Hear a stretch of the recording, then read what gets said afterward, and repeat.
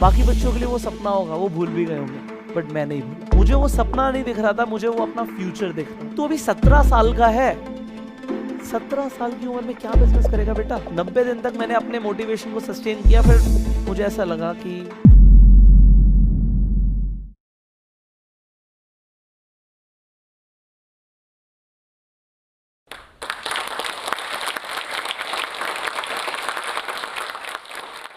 मुझे आज भी अच्छे से याद है, ये 9th क्लास की बात है। एक दिन हम सब बच्चे क्लास में बैठे होते हैं और हमारे एक टीचर क्लास में एंट्री करते हैं और आकर बोलते हैं कि आज मैं तुम सबको एक एक्टिविटी कराने वाला हूं। और हम सब बहुत ज़्यादा एक्साइटेड हो जाते हैं कि ये कोई एक्टिविटी होगी, बहुत मज़ा आएगा। और वो बोलते हैं कि तुम सब अब आंखें बंद कर लो और जैसे जैसे मैं इंस्ट्रक्शंस दूंगा बिल्कुल वैसे वैसे फॉलो करना और मुझे उसके बाद अपनी फीलिंग्स बताना। अब वो बोलते हैं कि आंखें बंद करने के बाद इमेजिन करो कि एक बहुत बड़ा क्रिकेट स्टेडियम है और स्टेडियम खचाखच भरा हुआ है, लोग हल्ला मचा रहे हैं, शोर मचा रहे हैं, उछल रहे हैं, कूद रहे हैं। और स्टेडियम के बीचों बीच में एक स्टेज है, एक सफ़ेद कलर का स्टेज बना हुआ है बिल्कुल गोल। वहाँ पे एक आदमी खड़ा है, लोगों को शांत कराने की कोशिश कर रहा है, बट कोई शांत नहीं हो रहा।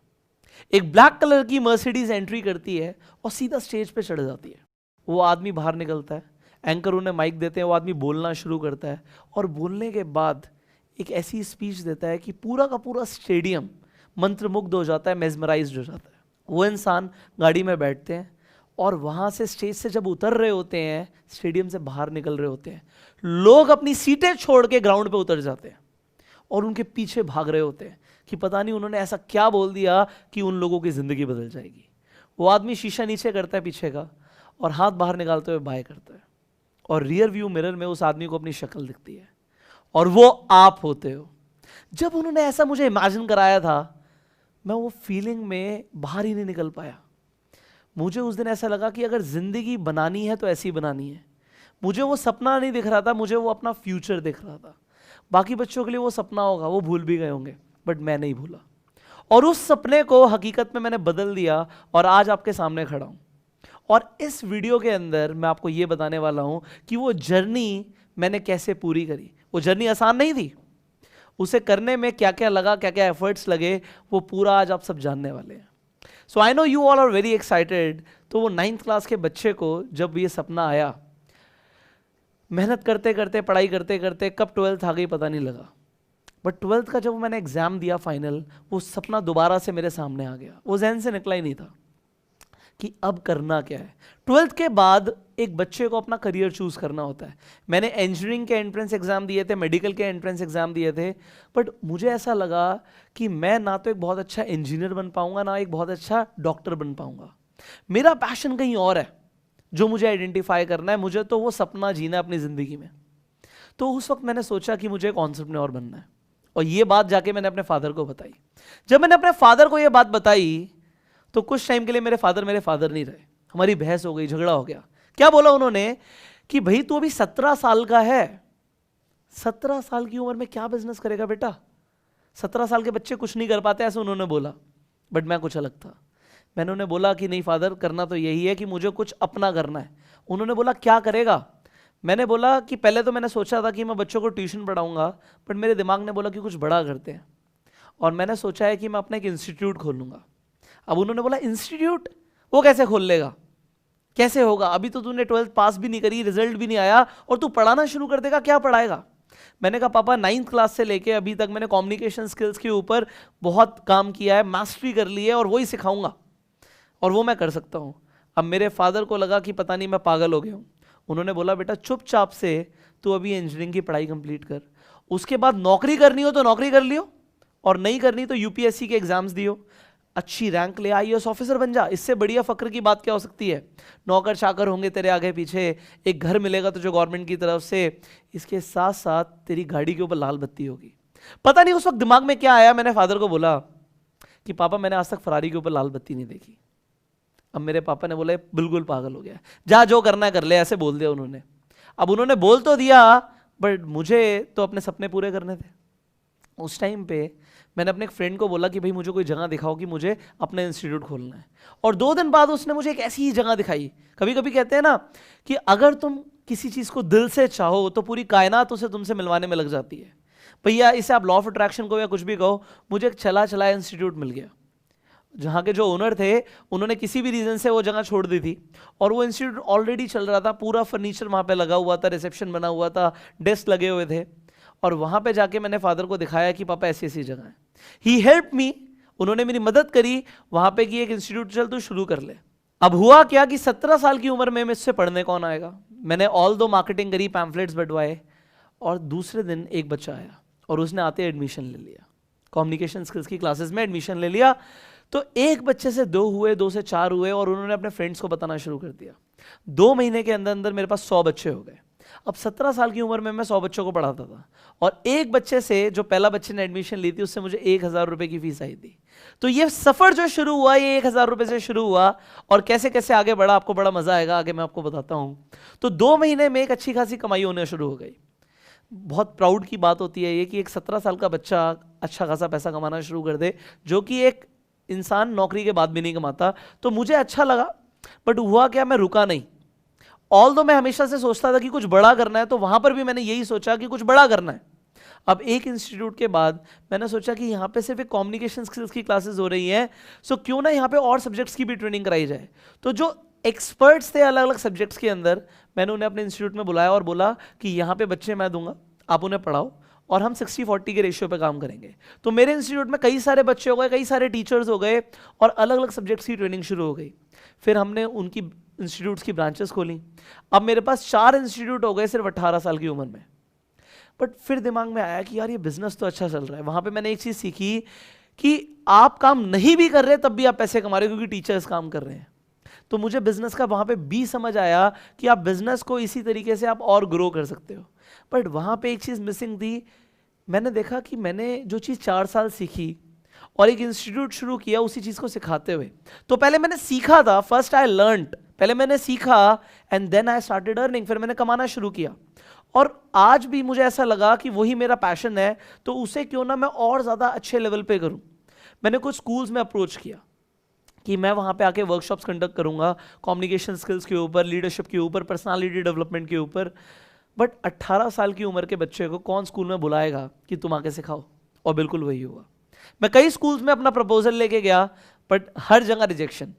सेम 18 साल की उम्र से कौन वर्कशॉप कराएगा। बट हुआ क्या, फाइनली होता क्या है कि एक लॉ ऑफ एवरेज होता है कि आप बार बार अगर आप काम करते रहोगे तो 10 जगह पे 9 जगह 9 मिल जाएगी, बट एक जगह आपको यस जरूर मिलेगी। मैं गर्ल्स स्कूल में गया और वहां पे जाके मैंने अपना प्रपोजल दिया। मेरी प्रिंसिपल से बात हुई और उन्होंने बोला कि ठीक है आप एक वर्कशॉप करो। तो वहां पे मैंने 2 घंटे की वर्कशॉप करी, और वर्कशॉप कंडक्ट करके मैं घर पे आ गया। बट घर पे आने के बाद मुझे प्रिंसिपल का फोन आता है, और प्रिंसिपल बोलती हैं कि आपकी वर्कशॉप का बहुत अच्छा रिस्पॉन्स आया है और हम आपकी और वर्कशॉप्स कराना चाहते हैं। फिर उन्होंने मुझे जब खुद बुलाया, वहां पे वर्कशॉप्स हुई, फिर और स्कूल्स में मुझे बुलाना शुरू हो गया।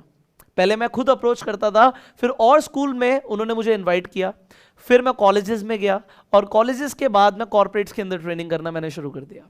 अब ट्रेनिंग्स अच्छी चल रही थी, बहुत मजा आता था मुझे, बट होता क्या है कि रोज ट्रेनिंग्स नहीं होती।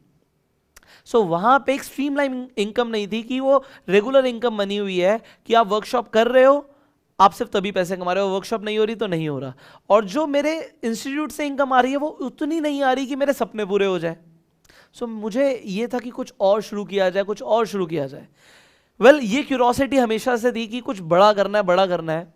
सो मैंने वहाँ पे जितनी भी चीज़ें मुझे आती थी, जो मैंने सीखी थी, उनसे कॉम्प्रहेंसिव ट्रेनिंग कोर्स इन्वेंट किया, और मैंने जो प्रोडक्ट बनाया उसकी एडवाइस लेने के लिए मैं अपने एक दोस्त के पास गया। अब जो मेरा दोस्त था वो मार्केटिंग एंड सेल्स के अंदर था, and because he was into marketing and sales, मैंने उनसे एक एडवाइस लेना चाहा।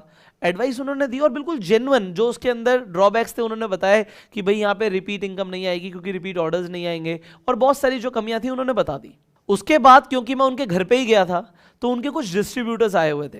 Well, he was into network marketing, और नेटवर्क मार्केटिंग में लोगों के डिस्ट्रीब्यूटर्स होते हैं, और सब मुझसे एज में बड़े थे। तब मैं शायद 20 साल का रहा हूँगा। तो 20 साल का बच्चा उनके सामने बैठा हुआ है, और वहां पे सारे बड़े बड़े लोग बैठे हुए हैं, और वो मुझे बोलते हैं कि पुष्कर, तुम्हारी ट्रेनिंग के बारे में बहुत सुना है कि तुम अलग अलग जगह जाके ट्रेनिंग देते हो, क्यों ना तुम यहाँ पे भी मेरे लोगों को, डिस्ट्रीब्यूटर्स को ट्रेनिंग दो। तो मैंने बोला बिल्कुल जी, दे सकते हैं। अब मैंने वहां पे ट्रेनिंग दी, सिर्फ 20 मिनट की ट्रेनिंग रही होगी वो, बट उस 20 मिनट के बाद वहाँ पे जितने भी लोग बैठे थे उन्होंने मुझे इतना अप्रिशिएट किया कि जैसे ऐसी ट्रेनिंग उन्होंने पहले कभी ली नहीं थी, और मुझे बड़ा अच्छा लगा। देखो कोई भी आपको अप्रिशिएट करता है आपको अच्छा लगता है। तो जो मेरे फ्रेंड थे उन्होंने बोला भाई तेरा पैशन है पब्लिक स्पीकिंग, और तू बोल रहा है कि तेरे को वर्कशॉप कभी कभी करने को मिलती है, रोज वर्कशॉप्स नहीं होती, तो क्यों ना तू मार्केटिंग के अंदर आ जा, और मार्केटिंग के अंदर आने के बाद यहां पे तू अपने डिस्ट्रीब्यूटर्स बना, उन्हें ट्रेन कर, उन्हें रेगुलर मेंटोरशिप दे, वहां पे तेरी रेगुलर पब्लिक स्पीकिंग होगी, और जैसे जैसे तेरी टीम साइज बढ़ेगी वैसे वैसे तू लगातार अपना काम करता रही हो और रोज ट्रेनिंग देता रही हो। अब तू काम नहीं भी करेगा तब भी पैसे कमाएगा, क्योंकि अगर तेरे डिस्ट्रीब्यूटर्स काम करेंगे तो तुझे पैसिव इनकम आएगी। और मुझे वहां पे एक बड़ी अपॉर्चुनिटी दिखी, मुझे लगा कि इस काम को करना चाहिए। सो आई केम इनटू नेटवर्क मार्केटिंग, और उसमें मैंने अपना एक नया करियर शुरू किया।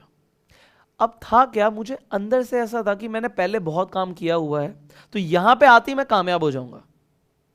पहले महीने कोई डिस्ट्रीब्यूटर नहीं आया, दूसरे महीने कोई खास इनकम नहीं आई, कोई डिस्ट्रीब्यूटर नहीं, तीसरे महीने भी ये हुआ कि कोई डिस्ट्रीब्यूटर नहीं, कोई इनकम नहीं। अब 3 महीने 90 दिन बहुत बड़ा टाइम होता है।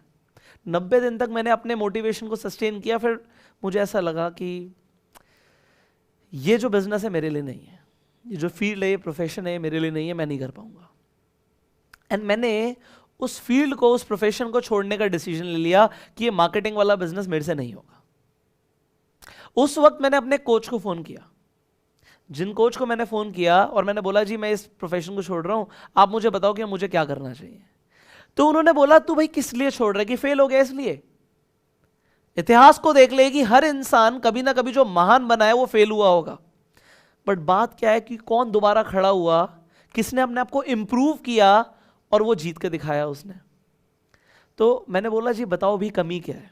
उन्होंने बोला कि क्या तुझे रिक्वायर्ड टेक्निक्स या स्किल्स आती हैं जो मार्केटिंग में चाहिए होता है, क्या तू ह्यूमन साइकोलॉजी को समझता है?